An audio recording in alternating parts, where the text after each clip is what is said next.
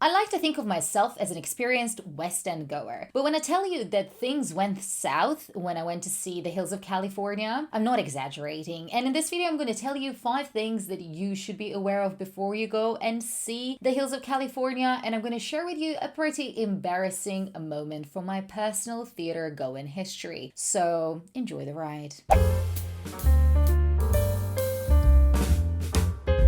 If you don't know, I'm on a mission to see 52 shows this year, which means 1 show a week. Big commitment, I know, but I love it. And if you like this video, then make sure to give it a thumbs up and subscribe to my channel so you can help me get to my first 1,000 subscribers.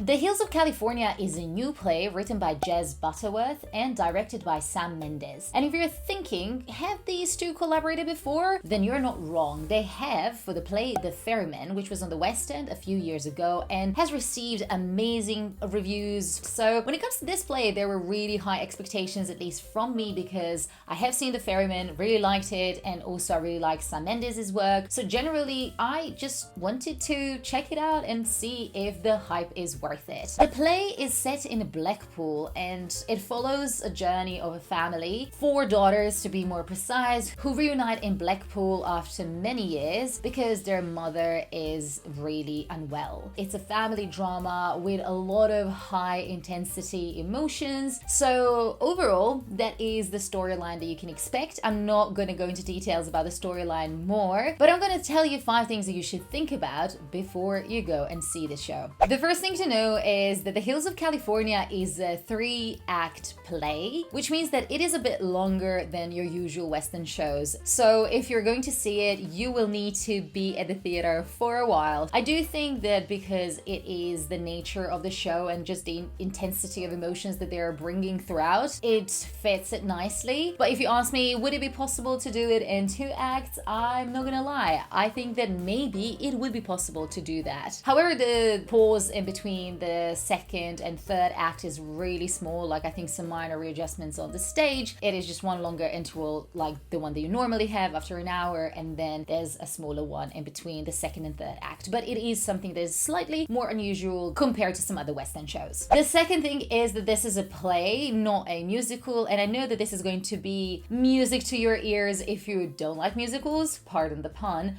But music plays an important part in the storyline, so there are some singing numbers, so don't be thrown off by that. It's definitely not the most important part of the story, but there will be some singing. And actually, the singing that happens throughout the play is very emotional, and it really brings out important elements to the relationship between characters, and it actually ends with a song as well. And I think these are the moments where I felt the most sad in the play. I hope you're still with me, because we didn't get to the most embarrassing point for me. But the point number 3 is that this play should come with a bit of a trigger warning. It is a very intense family drama, and I think a lot of people have been in this situation before, when siblings reunite, when one of the parents is unwell, and it's just there's so much tension and a lot of, not necessarily bad blood, but there is a lot of unresolved issues. And I think any big family, or any family in fact, there's always something, some underlying resentment, some underlying misunderstanding. What they do in this play so well is really build up that intensity throughout, and I feel like this is the word that I use the most throughout this video, but I just felt that this is a really intense play. Some parts are more intense than the others, and you in particular feel this when all 4 sisters get together, because something in their family happened that made one of the sisters go away and not return for a long time, and all of that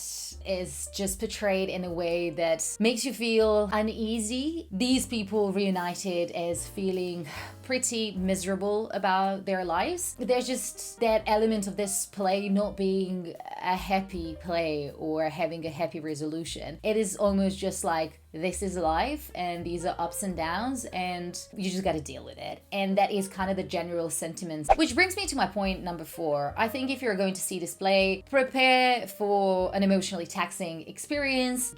Butterworth and Mendes are amazing storytellers, and they are really great at at building the story up and taking you on a journey, and this story takes you on a journey from the perspective of that family story, but at the same time it takes you to Blackpool in 1976 and even through some past versus present scenes on stage. And I really think that these are nice little details that add an edge to this story. And now we're getting to the most embarrassing moment ever on my channel, where I need to share with you what happened to me when I went to see this show. I hope you're gonna learn this from this video rather than learning it the hard way like I did. But this play starts at 7 p.m, not 7:30 like majority shows on the West End. And I only have myself to blame because I did not even check the time when it starts. I just assumed that it's at 7:30. And what makes me feel better is that I wasn't the only one. There was about 20 of us who came to the show for 7:15, and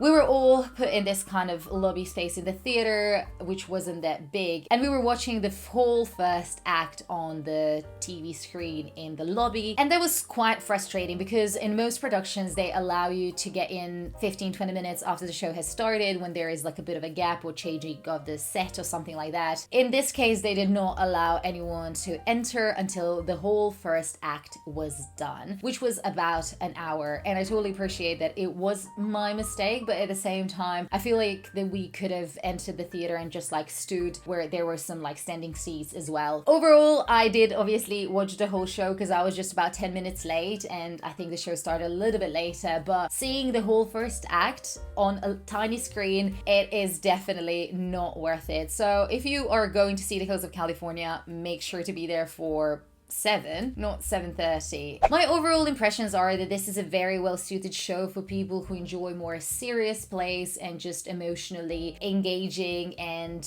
heavier plays. It is for those of you who don't like musicals and want to experience a proper play. I think there's a lot of seriousness that just makes theater more of a like mature thing to do and enjoy. And if you like family stories and relatable dramas, then I think this is a great show. I have found this show to be very emotionally draining in some ways, and I did feel very sad after it, and also a lot of people were crying for all the right reasons. It definitely touches you in a way, at least I wasn't expecting it, because I couldn't really find a lot about The Hills of California because it's a new play. So that's another thing to just take into account because it could be a bit triggering. You can see The Hills of California at the Harold Pinter Theatre until the first week of June, and tickets go for as low as £15. And if you're thinking that you want to know all about cheap deals and how to go to theater for cheap money, then check out this video where I'm telling you all about £25 seats on the West End.